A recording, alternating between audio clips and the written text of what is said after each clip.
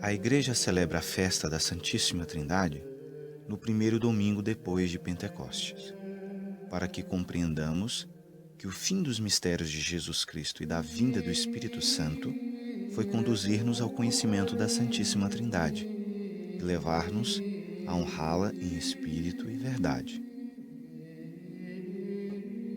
As três pessoas divinas revelaram-se no batismo de Cristo: o Pai, pela voz descida do céu, o Filho, como batizado, o Espírito Santo sob forma de uma pomba. Mateus 3:16. A Santíssima Trindade é um Deus em três pessoas. As três pessoas chamam-se Pai, Filho e Espírito Santo. O número 3 encontra-se também em certos fenômenos da natureza.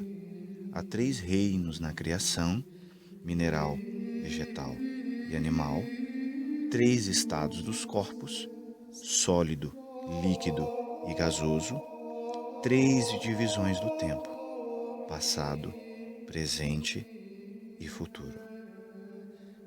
É-nos impossível, com a nossa fraca razão, compreender esta verdade. Por isso se chama o mistério da Santíssima Trindade. Com mais razão, nós devemos confessar incapazes de compreender o que se refere a Deus. Vós sois grande, ó Senhor, é impenetrável aos nossos pensamentos. Jeremias 32:19. Só poderíamos compreender a Deus se nós mesmos fôssemos Deus. Podemos, contudo, por meio da razão iluminada pela fé, chegar a um conhecimento muito útil dos mistérios, considerando certas analogias da natureza. Citemos algumas, por certo muito imperfeitas. O raio branco de luz pode decompor-se em vermelho, amarelo e azul. É, portanto, ao mesmo tempo e tríplice. A água é em diferentes momentos sólida, líquida e gasosa. O globo luminoso do Sol, os raios que dele emanam e o calor que produzem são três coisas numa só.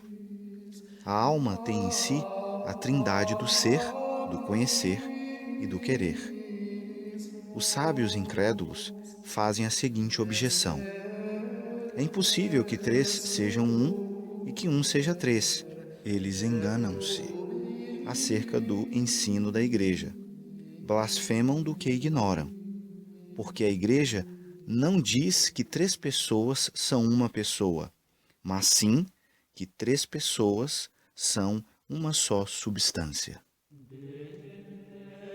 As três pessoas divinas têm em comum a substância, as qualidades e as obras.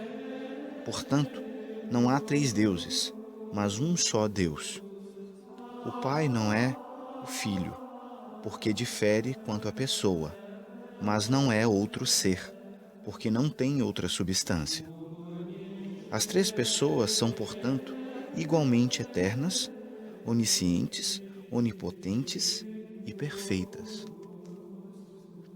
Cristo, falando do seu regresso para junto do Pai, dizia: o Pai é maior do que eu, mas referia-se à sua humanidade. A criação do mundo, a redenção e a santificação da humanidade foram, pois, realizadas pelas três pessoas em comum. Contudo, é costume dizer-se: Deus Pai criou o mundo, Deus Filho salvou os homens, Deus Espírito Santo santifica-os. As três pessoas divinas só se distinguem pela origem.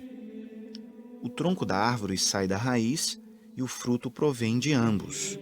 O mesmo se dá com as três pessoas divinas.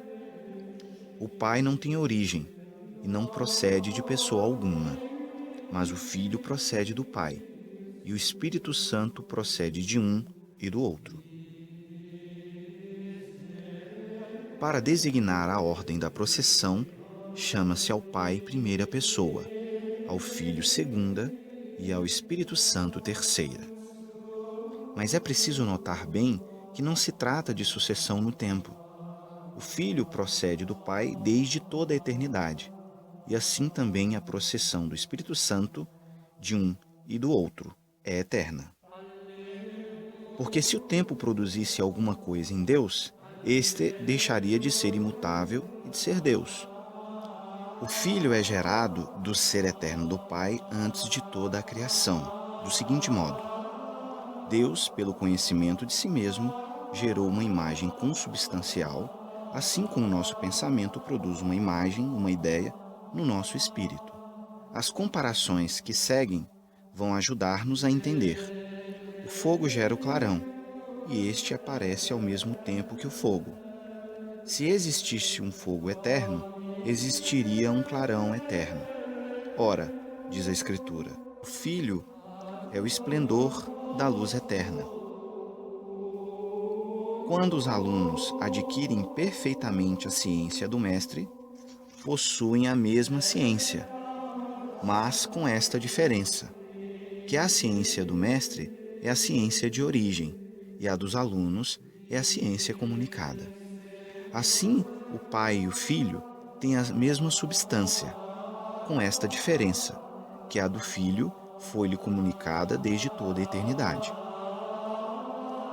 Uma luz pode acender-se noutra, sem que esta diminua de claridade. Assim o Filho procede do Pai, sem lhe tirar coisa alguma. O Filho de Deus é também chamado seu Verbo, porque ele é a palavra falada e palavra falante da substância divina. A palavra é a expressão fiel do pensamento, e o Filho de Deus é a imagem consubstancial do Pai. O Filho procede pelo conhecimento, e o Espírito Santo procede pelo amor. Se alguém se vê e um espelho produz a sua imagem, se lhe descobre a beleza, ele mesmo se amará. Deus vê-se no espelho da sua divindade e gera uma imagem consubstancial de si mesmo. O amor recíproco de Pai e desta imagem consubstancial, isto é, do Filho, é o Espírito Santo. O Espírito Santo deve tanto mais ser considerado um espírito de amor em nossos corações, o amor de Deus e do próximo. A palavra espírito, sopro, é bem escolhida, porque designa a inclinação recíproca, o movimento do amor. O mesmo Cristo diz que o Espírito Santo procede do Pai e do Filho. Uma vez diz que o Pai enviará o Espírito. Outra vez, ele mesmo o enviará. João 14, 7. O Espírito Santo procede do Pai e do Filho, como o calor vem do sol e do raio, como o fruto vem a um tempo da raiz e do tronco. Esta diferença de origem é a razão por que atribuímos ao Pai as obras da onipotência, ao Filho as da sabedoria e ao Espírito Santo as da bondade.